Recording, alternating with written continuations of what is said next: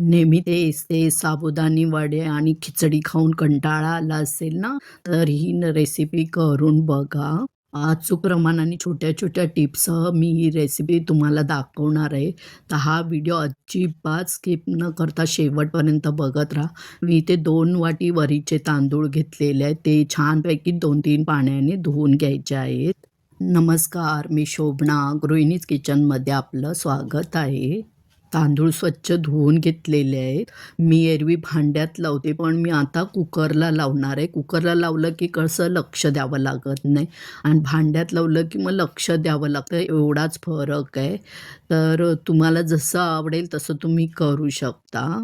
मी मंगळवार आणि शुक्रवार माझे व्हिडिओ अपलोड करते, तर ते बघण्यासाठी Insta आणि Facebookवर असेल तर फॉलो करा, YouTubeवर असेल तर सबस्क्राईब करा आणि पुढे जे बेल आयकॉन दिसते ना त्यावर क्लिक करा, म्हणजे जेव्हा मी व्हिडिओ अपलोड करेन तेव्हा तुम्हाला नोटिफिकेशन मिळत जाईल. तर 1 वाटी भगरला 2 वाटी पाणी असतं प्रमाण. तर मी इथे 2 वाटी भगर घेतलेले आहे, म्हणजे 4 वाटी पाणी आणि माझा 1 ग्लास आहे तो 2 वाटीचा, असं मी 2 ग्लास त्याच्यामध्ये पाणी घालणार आहे. बघू शकता तुम्ही. रेसिपी आवडली तर लाईक आणि शेअर करा तुमच्या मित्रमैत्रिणी, नातेवाईकांना आणि त्यांनाही सांगा लाईक आणि शेअर करायला आणि कमेंट करत जा. मला तुमच्या कमेंट वाचायला खूप आवडतात. भांड्यात थोडेसे तांदूळ राहिले म्हणून मी पाणी टाकून घेतलेलं आहे काढून. अर्धा चमचा मीठ घालायचं आहे. मीठ अगोदरच मस्तपैकी मिक्स करून घ्या. झाकण लावून घ्यायचं आणि 3 शिट्या छानपैकी करून घ्यायच्या आहेत. कुकरला भात छान शिजतोय तोपर्यंत आपण आमटीची तयारी करून घेऊया. तर मी इथे अर्धी वाटी कच्चे शेंगदाणे घेतलेले आहेत. पाव चमचा जिरं घेतलेलं आहे. अर्धा चमचा मीठ तुम्ही तुमच्या आवडीनुसार घ्या, कारण भातातसुद्धा मीठ आपण घातलेलं आहे त्यानुसार.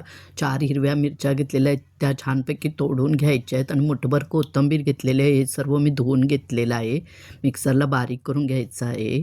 कुकरला 3 शिट्टी आलेली आहे. भात झालेला, आपण गॅस बंद केलेला आहे. इथे मी मिक्सरला फिरवून घेतलं होतं. आता याच्यामध्ये आपण पाऊण वाटी पाणी घालणार आहोत आणि छानपैकी बारीक पेस्ट करून घ्यायची आहे. बघू शकता तुम्ही अशा प्रकारे. इथे गॅसवर कढई ठेवलेली आहे, त्याच्यात 2 चमचे मी तूप घालणार आहे. तूप हे तुम्ही थोडंच घाला, कारण मी फोडणी तर घालणार नाही आहे. तुम्हाला जर फोडणी घालायची असेल तर तुम्ही इथे जिऱ्याची आणि कढीपत्ता जर आवडत असेल तर कढीपत्त्याची अशा प्रकारे फोडणी घालू शकता, पण मी घालणार नाही कारण मी सर्व त्या वाटणात घातलेलं आहे ना, म्हणून मी आता असंच करणार आहे. तुम्ही माझे व्हिडिओ कोणत्या गावातून, शहरातून, देशातून बघताय कमेंटमध्ये सांगा. आता इथे वाटण केलेलं डायरेक्ट कढईमध्ये घालायचं नाही, नाहीतर चिकटून बसेल. भांड्यात काढून घ्यायचं आणि त्याच्यामध्ये 1 ग्लास पाणी घालायचं आहे. मग तर मी मिक्सरच्याच भांड्यामध्ये पाणी घेतलेलं आहे आणि ते धुवून घेणार आहे आणि ते पाणी घातल्यानंतर छानपैकी ढवळून घ्यायचं आहे, म्हणजे गुठळ्याही होणार नाहीत आणि छान मिक्स होईल आणि मग तुम्ही फोडणी घालू शकता, म्हणजे ते सोपं जाईल फोडणी घालण्यासाठी. इथे अजून 1 ग्लास पाणी घेणार आहे मी. एकूण 2 ग्लास पाणी वापरायचं आहे.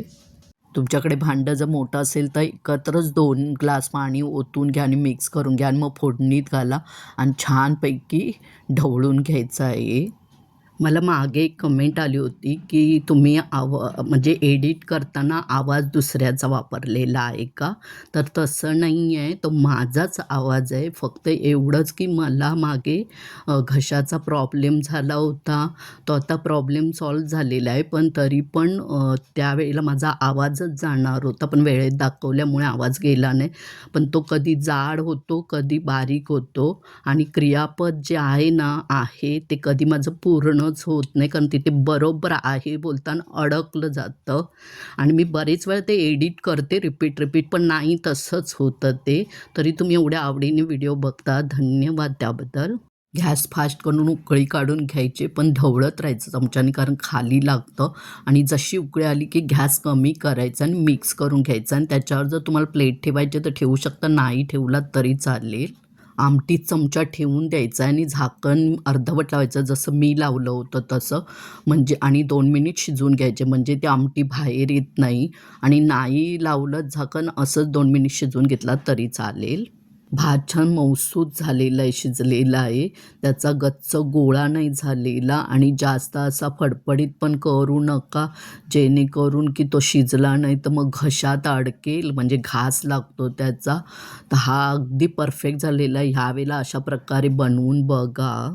कितीतरी छोट्या-छोट्या टिप्स आणि ट्रिक्स सांगितलेल्या आहेत. तर तुम्ही व्हिडिओ स्किप केला असता ना, तर तुम्हाला या समजल्याच नसत्या. म्हणून पूर्ण व्हिडिओ बघायचा.